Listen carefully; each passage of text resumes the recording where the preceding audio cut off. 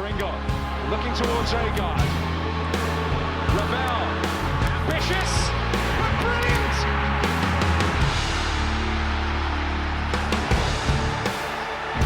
I don't believe it! I swear I do not believe it! And they are back on terms!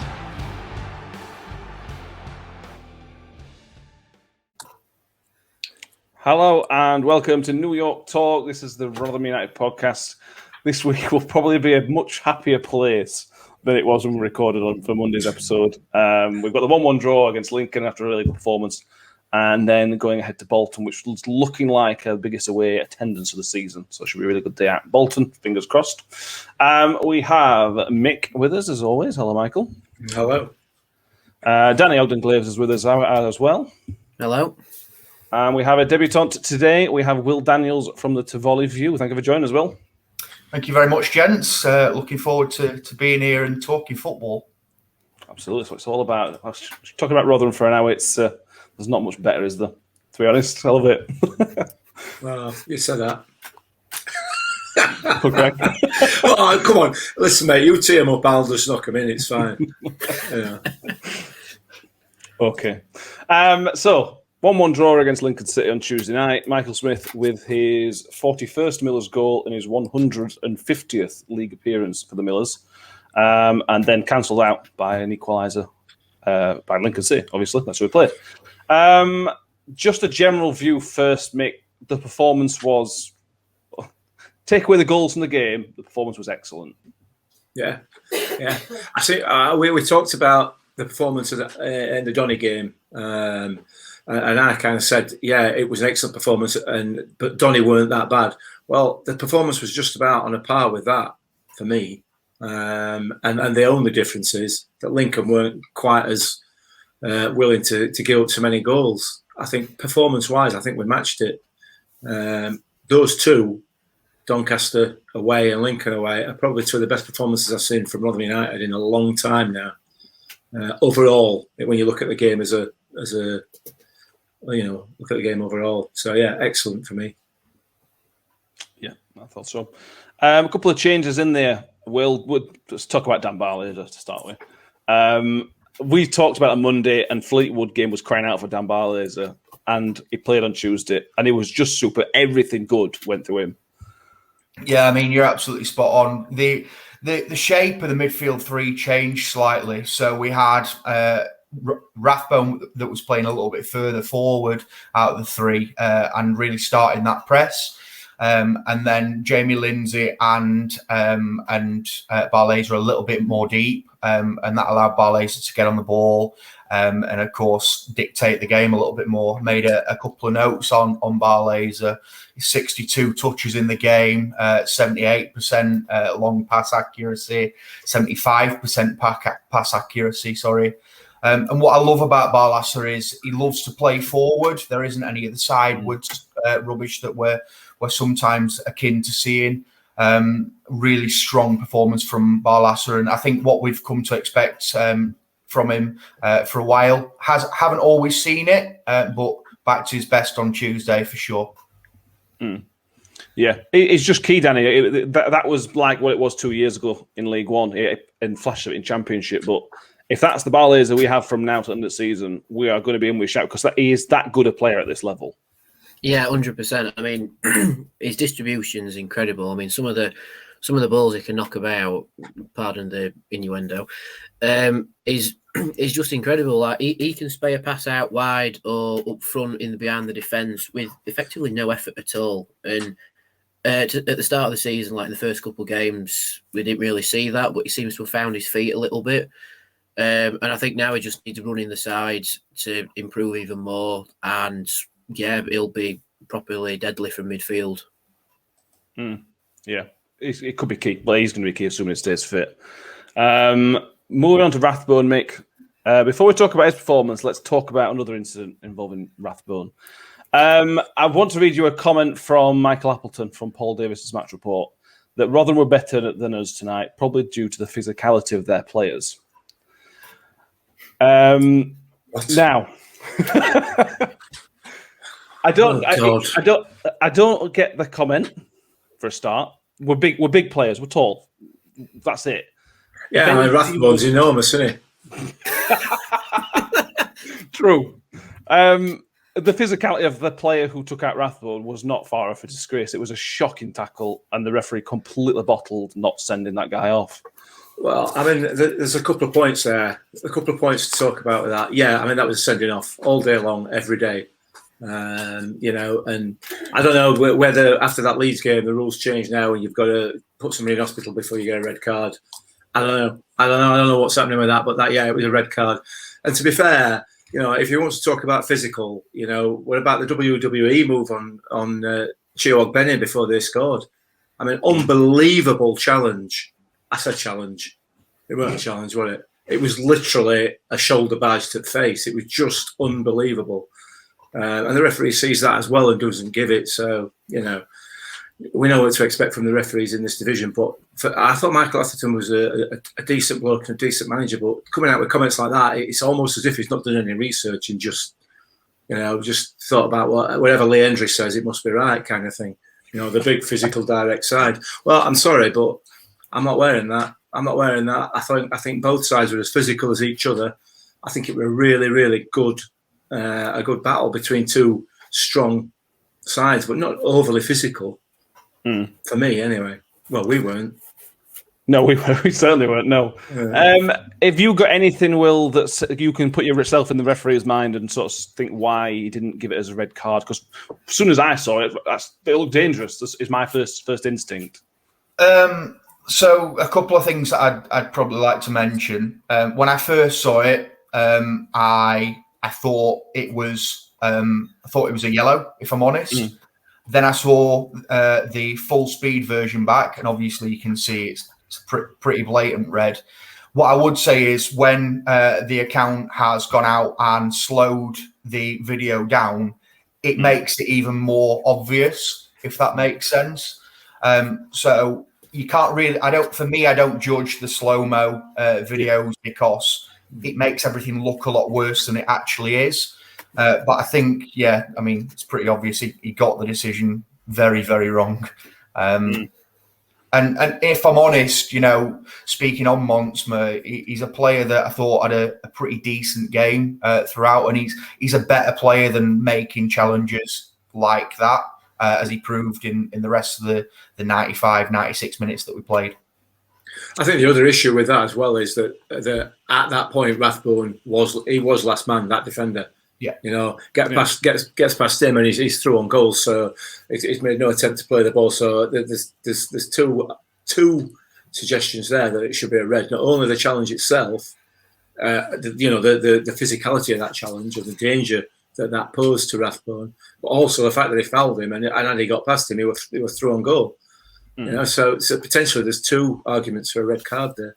And I think just on the referee as well, I was speaking to a couple of Lincoln fans after the game, and they were saying, you know, they felt like they got a lot of decisions in that last 45 minutes, and I thought it was.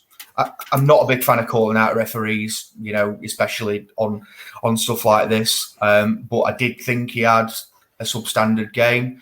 As a stat, we actually are the team at the moment that has received the least fouls given to us. And it's getting a little bit frustrating now hearing the narrative of we're a big physical side, because we're currently a big physical side at the moment that don't get the fouls, that don't get the rub of the green. Yeah, it feels like that's always the case. It's obviously not the case, but it always feels like we're on the receiving end. We're obviously not. Will's right, Danny. For me, I thought the first 45 minutes the referee were fine. There were no major incidents.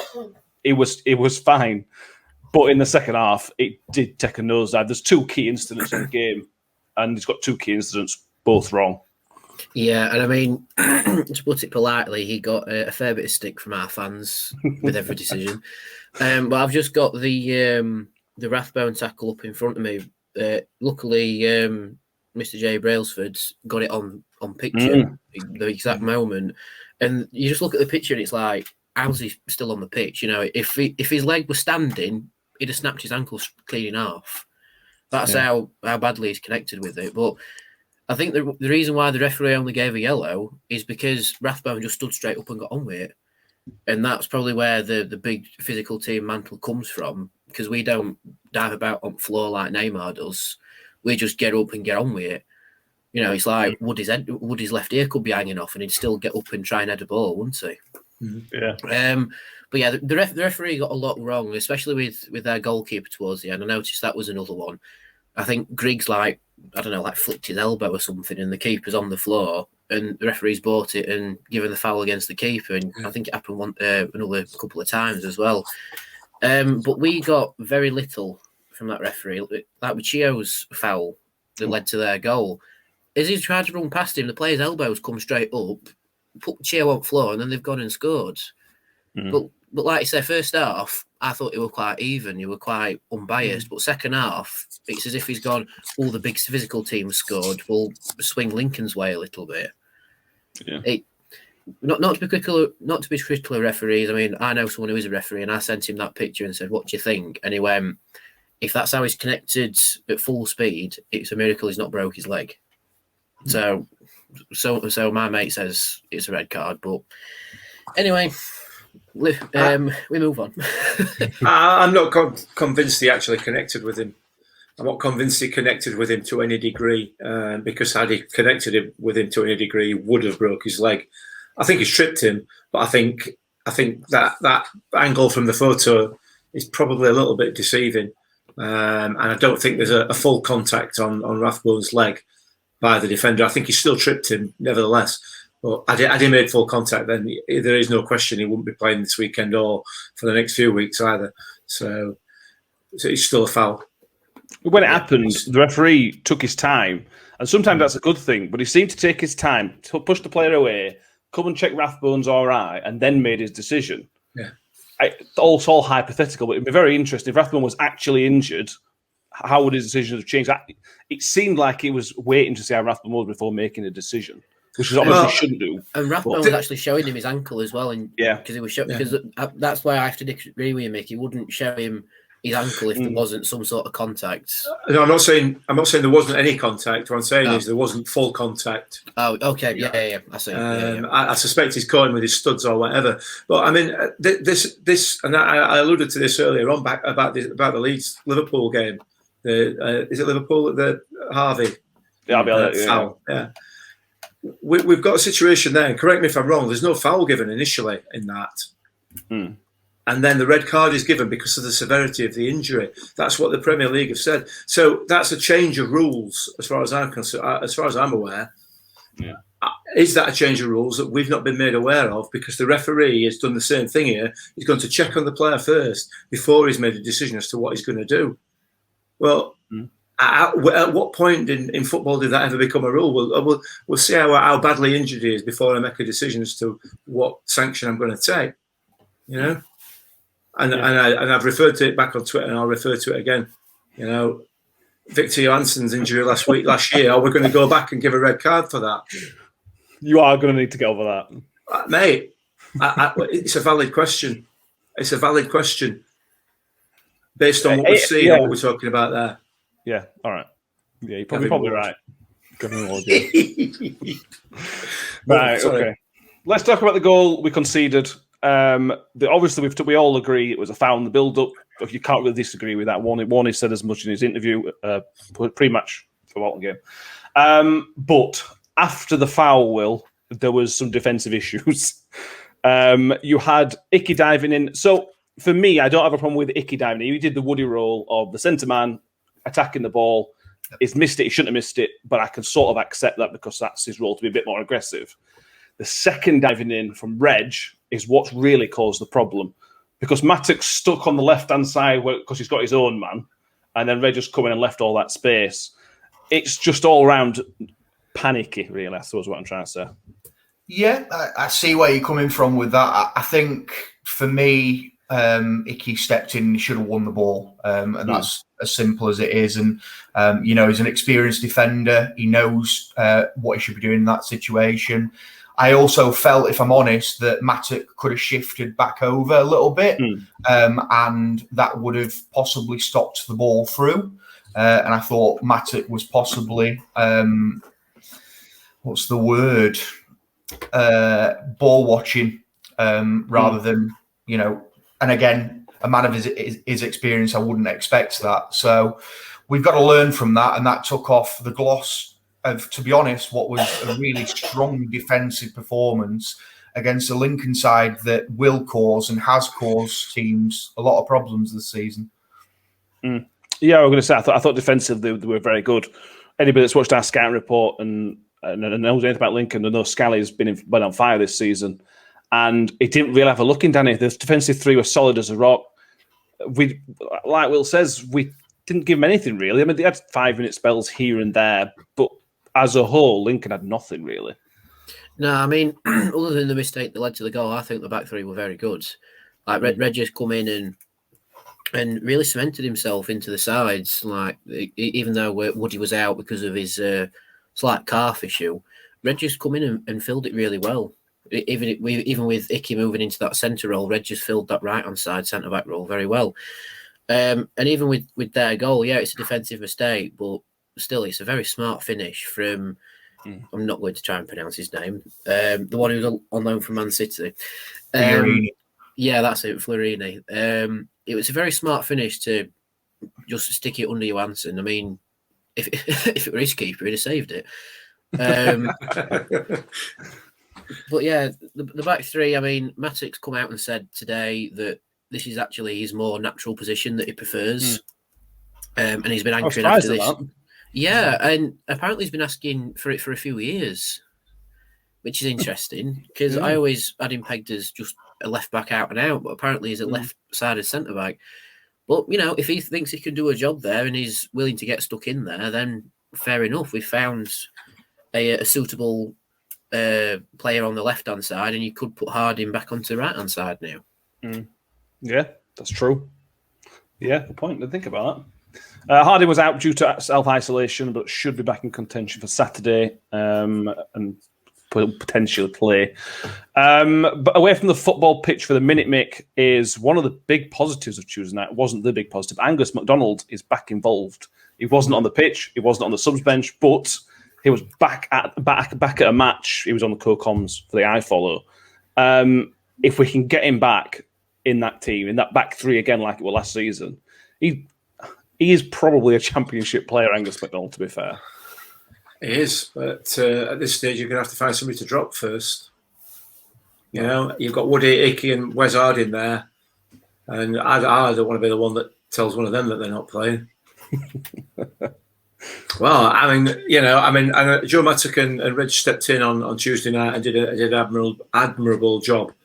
And I agree with Joe Mattock. I think that's a good position for him, particularly as coming towards the back end of his career, because he reads the game incredibly well anyway.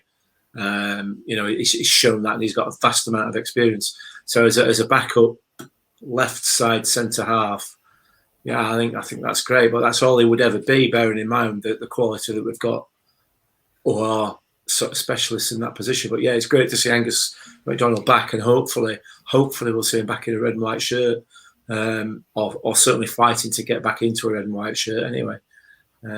It's good news, really good news.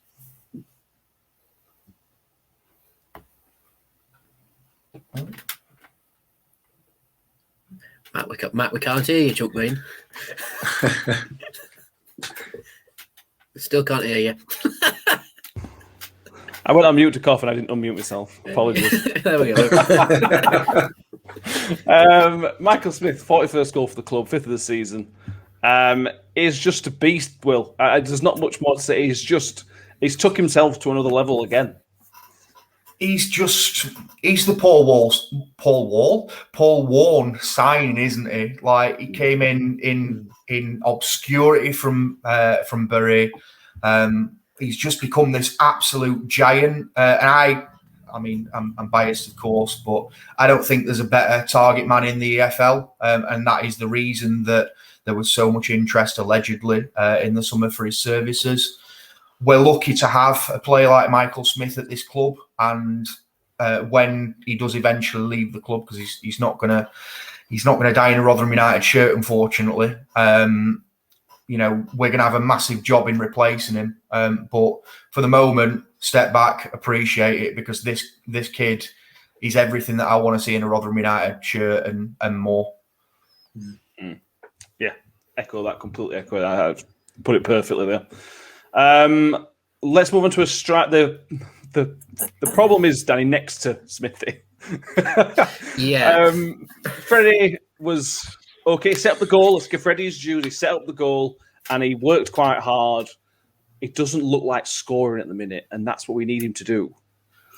Yeah, I mean, in my opinion, he's not done badly, but he's not been at his best at the same time. But like you say, he assisted the goal and he did score against Plymouth on opening day. But when you put him next to Michael Smith and how well he's done, I mean, Smith's bagged 5 in his last 5, and one of them were a brace against Doncaster. But yeah, it's good that now we've got a lot of depth up front. So it'd be interesting to see Will Grigg next to Smith and see how they perform together. Because when Grigg came on later in the game, he did really well. Smith did really well for the full 90 minutes. He were actually very unfortunate not to score more. But no, Ladipo is probably going to miss Saturday because of a slight issue with an injury. So that could bring Grigg into it, or whoever Warne decides to pick. But yeah, so hopefully Freddie looks at how potentially well Smith and Grigg do together and goes, right, I need to step up a little bit now. And he's come off against Lincoln, and now he's out injured, bless him. So hopefully it's a little bit of encouragement that it's like, right, you need to get back in front of him now. Which sometimes needs that, Freddie, doesn't he? When he's been out of team, he comes back stronger. So sometimes needs that kick up backside. Yeah, or he comes on as a sub and he's somehow exceptional and wins us the game. Yeah, absolutely right. If they had a different keeper, Mick, Smithy would have probably got a hat trick, and Will Grigg would have got a couple and all. Because Josh Griffiths was overall man of the match by 3 country miles. Yeah, he was. He had a good game. Didn't he? He did an Al-Absi on us, didn't he? And just pulled it out of the bag. But and a Begovic. Rolled into one. It's a shame. I mean, Smithy should probably have had at least another one. He should have hit the target when he came back inside and hit it with his left foot. He sort of went over the top of the bar rather than because that side of the goal were gaping for him. But you know what, this injury could probably not. Hopefully, and I don't mean this. I don't mean this badly, but hopefully this injury probably couldn't have come at a worse time for Freddie, because potentially Michael Smith and Will Grigg playing together could be absolutely deadly. It could be a deadly partnership, that, with the ability and the skill and the experience that those two have got as strikers, completely different strikers as well. I mean, that has the potential to be just devastating for this division. And if it even gets halfway towards its potential, Freddie's not going to get another game this season, barring injury. I'm serious, because Will Grigg's ability to put the ball in the back of the net, Michael Smith's ability to put the ball in the back of the net is increasing all the time. We know about Will Griggs in the past, but Smithy creates opportunities as well. And I don't think while he's been with us, he's had a player at the side of him, a Will Grigg and Adam Lafondra type player. That I don't mean that prolific, but that type of player. Freddie's not that kind of player, is he? Potentially that has the potential to be devastating. I think just on Ladapo as well. So from Tuesday night's game, Freddie Ladapo touched the ball 16 times in 70 minutes. Will Grigg came on for 25 and touched the ball 13 times. So you see the impact that, Grigg's having on the game as opposed to Freddie. And I think some of the criticisms that we've had of Freddie before was he doesn't work hard enough and all that sort of thing. I thought he was relatively tidy on Tuesday without putting going too far wrong. But ultimately, we need strikers that are involved in the game. And I think what we saw when Will Grigg came on and coincidentally, we had about 938 chances. We looked unbelievably good going forward with, Smudge winning everything in the air like he does, and Griggy being in the box and trying to pounce. And I think we're going to have so much joy. I think there's a couple of other things to mention. One of the things that concerns me a little bit is just about us taking chances, if I'm completely honest, because last season, for example, we were, if you looked at the XG table, we should have finished mid-table in the Championship, and we underperformed last season, and that trend's continued into this season. So at the moment, we are still missing a lot of chances. I am excited by the signing of Grigg, if I'm honest. Grigg is a player, for me, I don't think I've seen a player of his reputation come through the door for a very, very long time since I've been supporting Rotherham United. And he's certainly the missing piece. I know he's worked with Richie Barker before, and, he'll certainly help him get the best out of his finishing. There's a decent finisher in Richie Barker. So, yeah, fingers crossed, we see the best out of Will Grigg and we power our way up the table. But, thought I'd make those couple of points there. Mm-hmm. Yeah. If Freddie is injured, which it pointing towards it, Grigg's going to start anyway. He's got to start on Saturday. You would probably start Grigg over Coyote at the minute. Yeah, 100%. He's the natural goal scorer, and if I'm honest, the narrative around what happened at Newcastle, that's definitely very, very wrong. So, I mean, I don't know whether Sunderland fans are going to be offended by that or quite happy that's it. And this week's person getting clipped is Will Daniels. That's not a great start, is it? Yeah, I mean, moving on deadline day, £3 million, which was more than it was worth at the time. Being an hour and a half away from family, in an area that he didn't really want to be, with a massive, massive focus on what he was doing, a massive club at Sunderland. He doesn't have that pressure here at Rotherham, I don't think. There is pressure, of course, to score goals because he's a forward and that's what his job is. But I really think that we've got a management team that can wrap their arms around him, tell him how good he is, and really bring the best out of him. Yeah, completely agree. I hope you're right. We'll come on to Bolton in a minute. We'll come to that, preview that in a minute. There's two more players I want to mention. There's probably a couple more we could mention, but for the wing backs, Danny, Chio was Chio, wanted to be fair. It was just amazing, typically fantastic, and all they could do to stop him was foul him.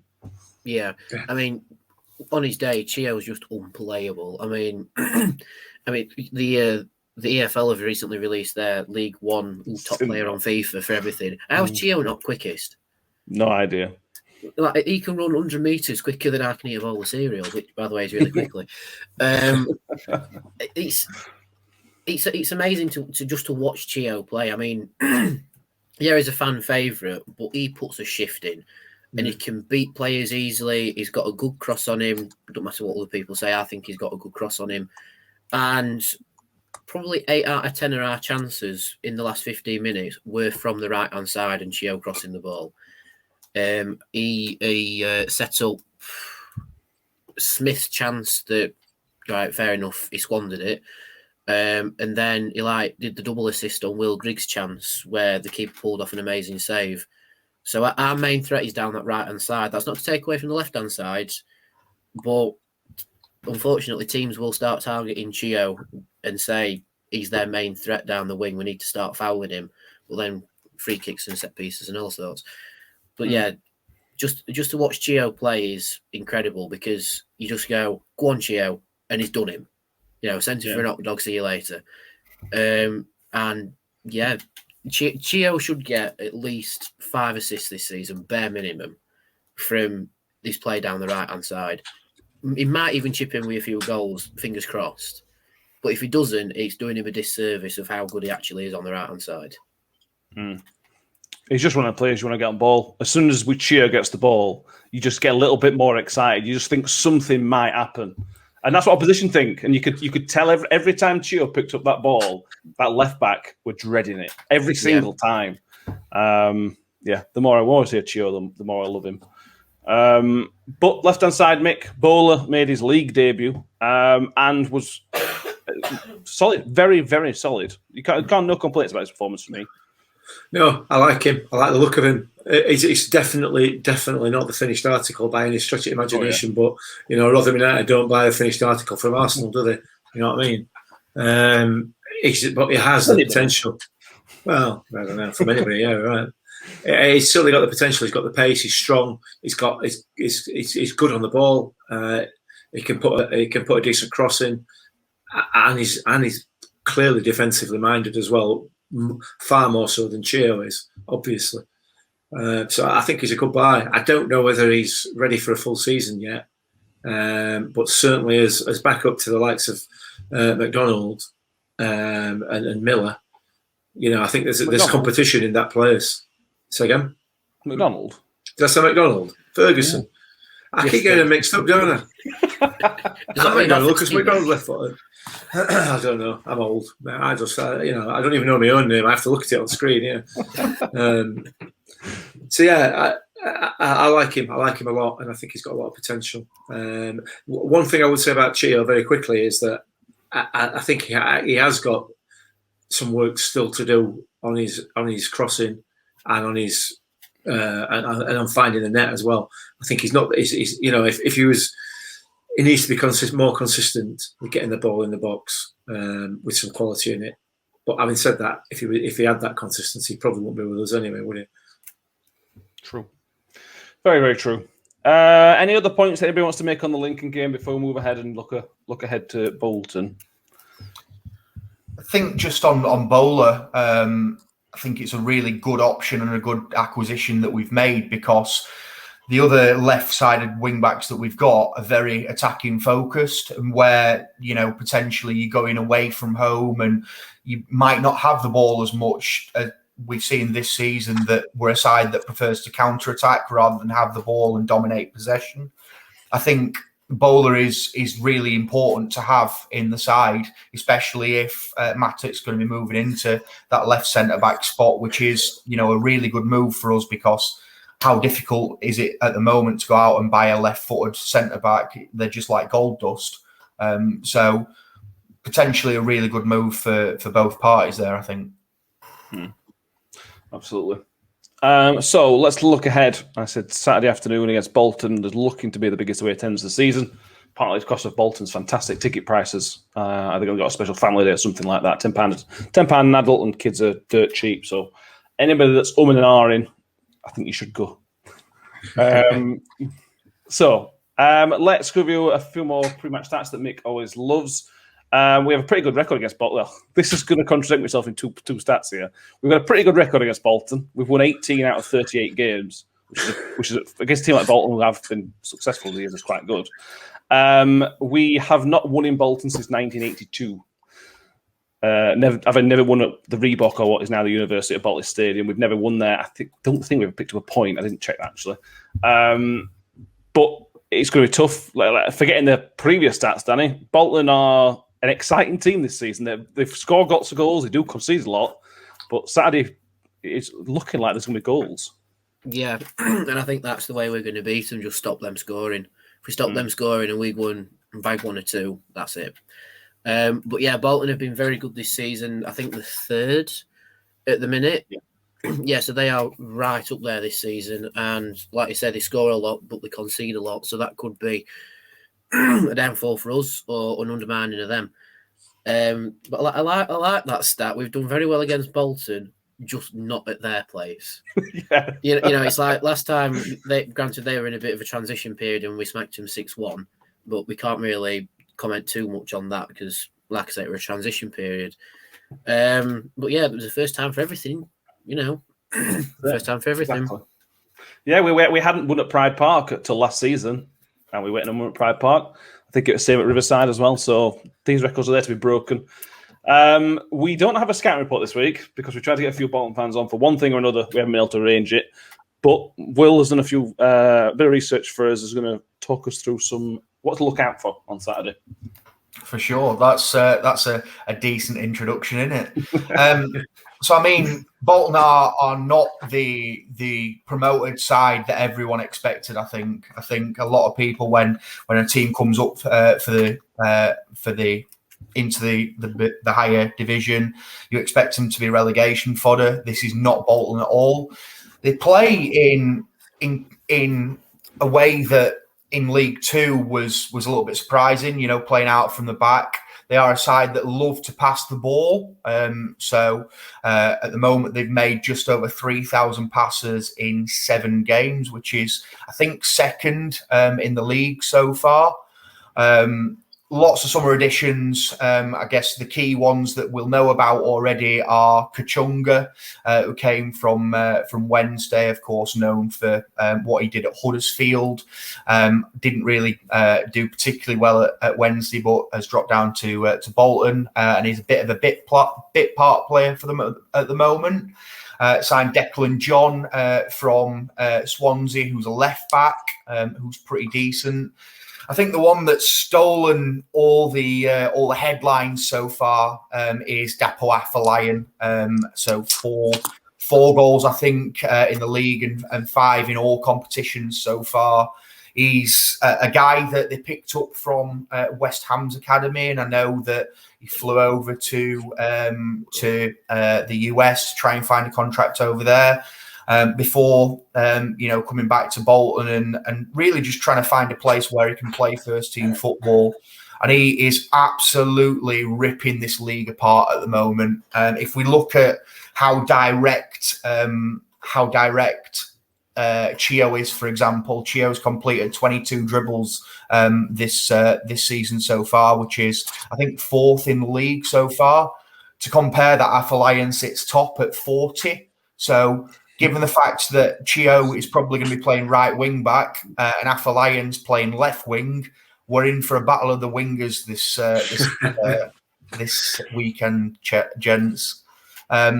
Expecting them to play a 4-2-3-1, potentially 4-3-3 if they're chasing the game. Lots of quality in that side. You've got Owen Doyle, who's known for his goal scoring. Kieran Lee, who's obviously known as the Miller Killer from a while back. I'll not speak too much about that, but he's sort of played 2 or 3 games so far and been a bit of a bit part player. But as you say, there's a lot to like about this Bolton side. Score goals, 14 so far, but also have conceded 10. So, if we can get at them on the counter, I think it'll potentially really suit us. And one thing is for sure, again, just like Lincoln, it's going to be a really good advert for League One football. Yeah, I think so. Thank you for that. That's fantastic. I assume your match preview will be on Tivoli View on Friday, so if people want to go and have a look at your stuff on there, they'll be able to go find it. Yep, for sure. That'll probably be going up sort of some time between 5 and 8 tomorrow, and I've managed to bag an opposition view, which I'll probably post Saturday morning, just to get fever pitch going, I think. Fantastic. So get on over there and keep an eye on that stuff. Go on, Mick. I would say if you're watching on YouTube, we'll put a link in the description below for Will's articles as well. Of that, yes.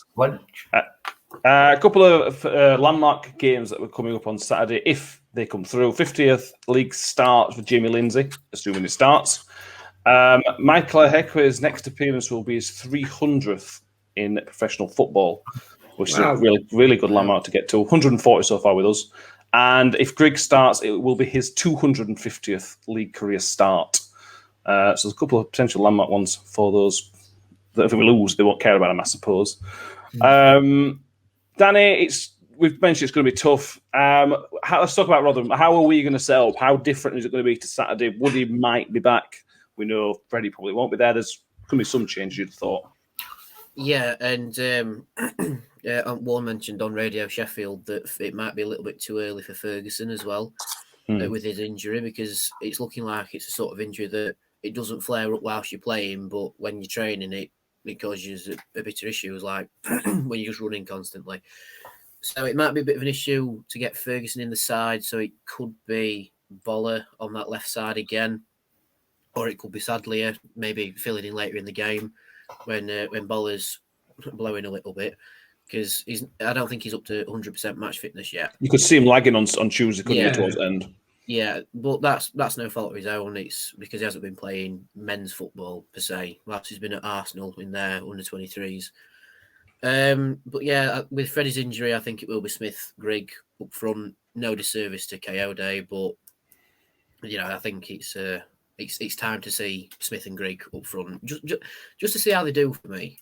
If they pair together and they do awfully, then all right, fair enough. But if they do amazingly, then kick on with it. For me personally, I would like to see Barlaser keep his place in midfields, just so we can have that bit of distribution, and like Will says, try and catch Bolton on the counter attack a little bit. And I don't really know about the back three. I mean, Wood could come back in, but if they're playing with a three up front, it might be a little bit more iffy with Wood. But I don't know. I think Woody might be that anchor in defence, that proper leader that keeps people together and keeps them organised. And I think Reg might drop to the bench if that's the case. But other than that, same plan as Lincoln, I think. Just try and keep the ball, keep it on the floor. Don't play it too much in the air like we did against Fleetwood's.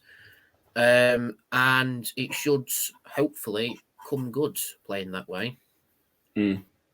Hopefully, yeah. The midfield is where the talk is, Mick, really. I think everywhere else almost picks itself. For Saturday, I think it almost picks itself.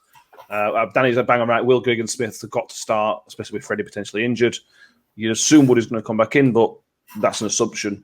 The midfield, well, you could pick six different midfielders for a midfield three. Barlaser, for me, has got to start. I agree with Danny. He's got to start from Tuesday. Rathbone's got to start. I don't think Lindsay's done enough to get dropped. But then when Wiles came on, I thought Wiles were excellent. He almost scored. That would have been an amazing goal. Yeah. Adolphine, when we've seen him, has been pretty good. It's so difficult to pick him out. Yeah, it is, and it's a virtually impossible task. But you almost answered the question right at the beginning there, didn't you? You cannot drop Dan Barlaser. You cannot. It's just, I'm sorry, but you can't. After that performance on Tuesday night and the Tuesday before, I just don't see how you could justify it, quite frankly. He was my man of the match on Tuesday, Dan Barlaser. Yeah, I'm man of the match. Well, and I love that kind of player. It sends me back to the likes of Steve Thompson from a few years ago. A player who's going to sit there, he's going to come looking for the ball, and he's going to spray a pass onto a sixpence somewhere, 50, 60 yards away. And he's going to do it time and time and time and time again. And the thing that's improved with Dan Barlaser this season is he's able to get himself out of trouble as well. He seems to be doing that more and more effectively than I've seen him do before. Where he'll just drop his shoulder and go around a player or whatever instead of going backwards. So I think he's improved, and I don't think you can drop him. I don't think you can drop Rathbone because of his energy and he's just the way he breaks up play. Is a sight to behold, to be honest. He comes away from a challenge with a ball that you would never expect him to win the ball in, and he does that time and again. So I don't think you can drop him. And Jamie Lindsay, what has he done to be dropped? You're right. I don't change it for me. The way of saying. The midfield dilemma. Yeah, again, if you want more on that, go on to Tivoli View. Will's done an article on that with all stats-based articles. So have a gander over there as well for that, which is really good. Ref Watch is back now. Well, what I will say is when I checked Ref Watch for Tuesday, the Ref Watch I gave was not actually the ref that came on the EFL website for some reason. I don't know why. So this may change, but Saturday's referee is James Bell. Now, he has never refereed Rotherham United before. The reason I laughed is because I Googled him. When you do this, you Google to find out stats. The only article I could find about him was that Ryan Lowe mentioned last season that James Bell told Ryan Lowe that he was a massive fan of his when he was at Sheffield Wednesday, and he used to sing Ryan Lowe's name while he played for Sheffield Wednesday. I don't have any more comments than that, really. I'm just giving facts out. That's all I'm going to do. I mean, that's a new conspiracy thread for the RUFC, isn't it? Exactly. Yeah. This is the bad place. Yeah. But in the same breath, Ryan Lowe did say he's a very good referee. He does expect him to see him be a referee in the Premier League, so that's a good sign. Stuart Atwell's refereeing in Premier League. So just leave that there. Okay. Yeah. Darren Bond Championship.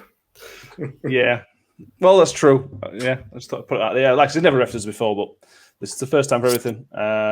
So yeah, that is just about everything I've got on my list. Is there anything else any other topics I've missed off that you think we do need to cover for Tuesday or Saturday, really? No, not good. for me. No. Nailed it. Nailed it with time to spare tonight. That's what we like to do. There's no Ben to argue with. I like it. Yeah. I can play better. just tell me that somebody's injured because they haven't, trained the knee a lot harder for something like that every time. Poor lad, leave him alone. He's not here to defend himself. Oh, I thought we went. So, Danny, we can't play the clip, but Danny has been in the press conference, Paul Warne's press conference today. For Thursday, we speak Thursday. What are the highlights from Paul Warne? Yeah, so unfortunately we can't play the clip because we don't have permission. But you can listen to his interview with Rob Statton on Radio Sheffield on their Football Heaven. That's like the main chunk of it. But with my bit, I asked him first of all about Victor Johansson and Kieran Sadley's birthday party and what happened at the ground. And yeah, Sadley brought in a cake on Thursday for everybody. They tell you what kind of cake? Because it's always interesting. It didn't, unfortunately, but apparently it was quite a nice one, and everyone got like a nice piece. But on Friday, when this is going out, Victor's missus is baking a cake. Now, Warne said he doesn't know if they've got like traditional baking in Swedish culture, so it might end up being some sort of fish dish, potentially some sort of jellied eel cake. Yeah, a fish cake. Yeah. So that should be an interesting Friday. And apparently, Richie Barker is going to be guinea pig to test that. Then I asked him about the away following.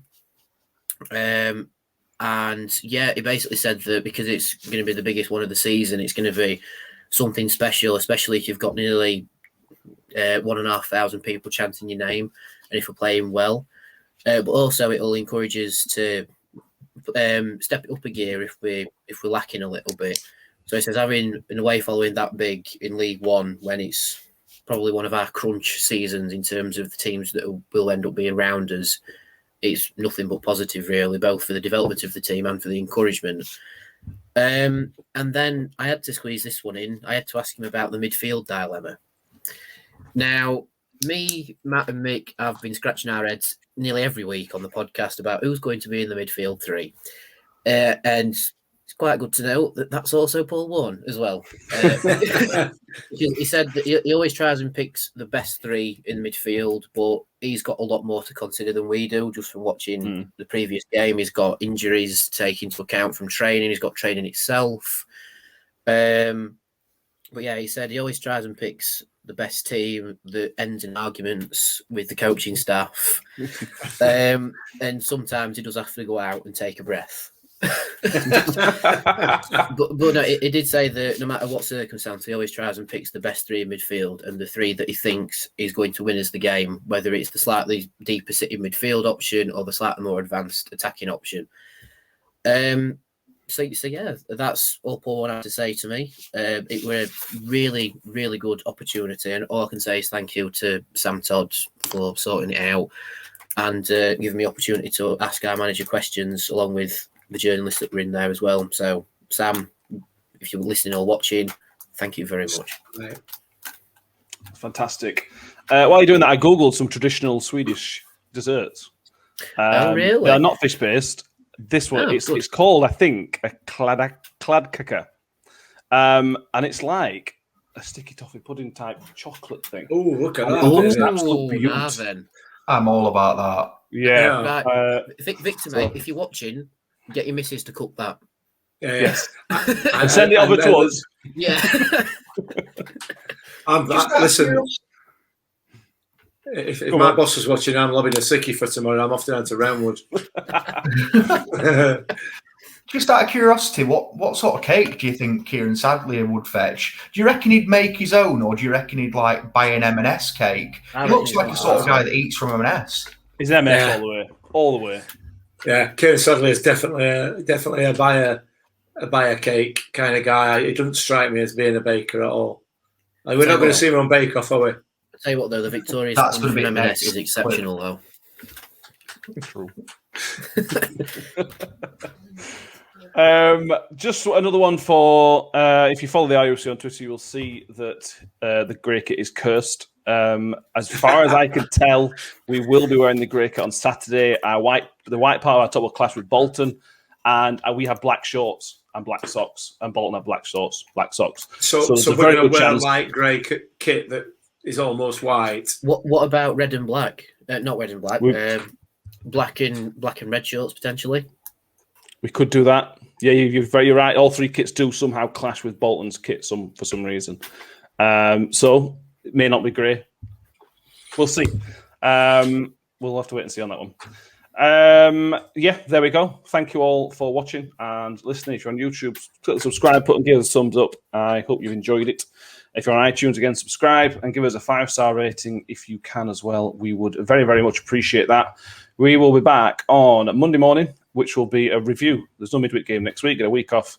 So you'll get a review of the Bolton game, which will hopefully be 3 points in the bag. Another away. We haven't lost away from home this season in the league.